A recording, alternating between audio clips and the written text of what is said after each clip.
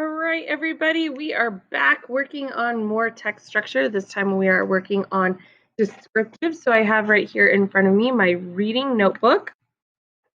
And inside of my reading notebook, I'm going to write text structure. And then underneath word choice, I'm going to write descriptive.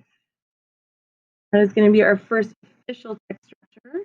This is going to be on page number 43. And once you've written that down in your table of contents, we're going to flip over and move into, there's our text structure word choice. And now we are working on text structure descriptive. So I'm going to title it just like I did in my table of contents. So text structure. And then I don't really have enough room to write the word descriptive right here, so I'm just going to make it second section or second line. Descriptive. All right. So our text structure is descriptive this time, and this is one of the first of 5 official text structures. So there's 5 text structures that we recognize, I guess would be the best way to put that, or that we talk about. And descriptive is the first official one. I know we talked about word choice last time, and technically it's not an actual text structure, but we're just kind of sliding it in because it does help us with understanding our informational text as we're going through this. So when we're looking at text structure, and we're looking specifically at descriptive text structure, our information is, and I don't know if you guys noticed, but this descriptive sounds a whole lot like described. You see that? They're similar, very similar. Described by listing its features, characteristics,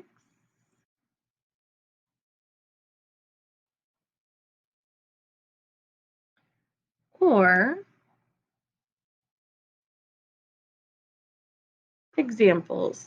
Information is described by listing the information's features, characteristics, or examples. And when you're looking for text structure, when you're looking for descriptive text structure, you're going to have some very specific word choices. Sorry, I'll bring that back down just a little bit. So if you guys need to see it or finish writing on that, you can. Always remember you can pause. Oh my goodness, it's writing. That is not what I wanted to write. Thinking about word choice from our last lesson, and I was going to write word choice, and that's not right. We want keywords. There's some very specific words that you're going to look for an author to use in order to, like, oh, he's using descriptive text structure there. And those are descriptive details.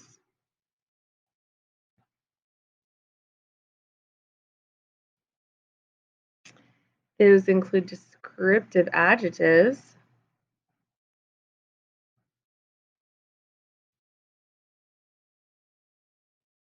And if they repeat words or use synonyms, you know that they're using that descriptive text structure. Now, this is kind of why we put the word choice in with text structure, because if you notice those descriptive details and descriptive adjectives, if you look, remember back here on our word choice, you know, full rich life, that's pretty descriptive. Or a banquet for bears, also pretty descriptive.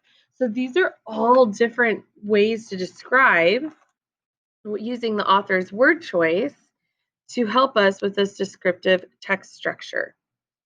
When we do the descriptive text structure, a lot of times you're going to see it written down in a very specific way for your graphic organizer. So we're going to go ahead and write graphic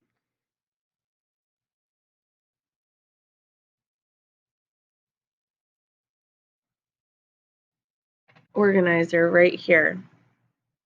And when you do this, this is going to look very familiar because this is exactly what we do at the very beginning of any of our informational or expository writing in our writing lessons.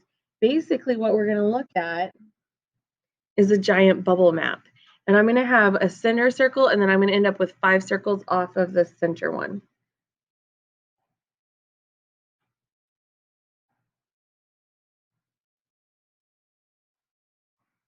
Four, 5. Now, when I'm looking at this graphic organizer, my keyword or whatever it is that I'm describing is going to be going in the center. For example, we're going to use a bear's life. And so we're going to start working on or talking about bears. So I know some of you might not have read that book yet. That's okay. You can still follow along with us. And then when we get to that book, you're going to go like, oh, yeah, I remember talking about that when we did our notes. So when we're looking at bears, they live a full, oops, I shouldn't have put a comma there. Live full, comma, rich life in forest. That seems very familiar. Maybe because we wrote it down over here as well. Look at that. The author's word choices helping us with our description. Now, I want you to take a look. Is that a descriptive detail, a descriptive adjective? So it's describing a noun. Or do we have a repeated word or synonym? When I looked at this, I looked and I said, these are good adjectives. So when I'm looking at this particular section, these keywords that I'm using are going to be these adjectives right here because of the rich life. Rich describes the life. All right, so here's another one you can use. The bears would rather curl up for I'm running out of room, so I'm just going to write it right outside my circle. Curl up for a snooze. So the bears would rather curl up for a snooze. I just imagine them sitting there curled up underneath a blanket, sleeping away. And so when I'm looking at that, I want to know, is that a descriptive detail, a descriptive adjective, or do we use repeated words or synonyms to help us describe those bears? And I said details. There's not really, curl is a noun, snooze is a noun, but there's not really anything describing curling or snoozing. So I went ahead and stuck with the details on that one. All right, I'm going to move this up just a little bit. We're going to move through the next three pretty quickly. So we have cubs, sometimes want to play, and remember this is the funky sign for and, let off steam. They just like run around pretending that they're being different things, playing around. And then I have another one, mothers or mother bears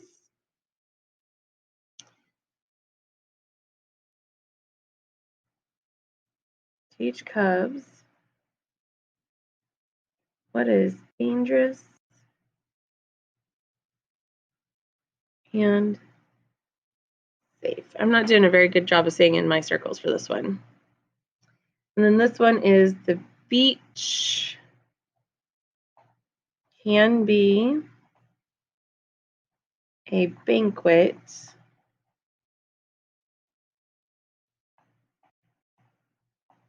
for them.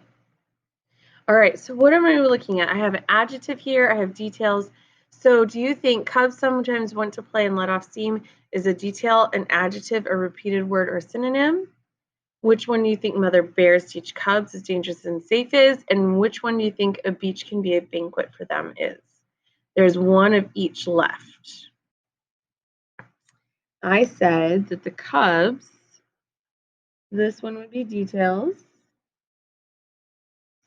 This one is repeated, and I know it doesn't look like it in our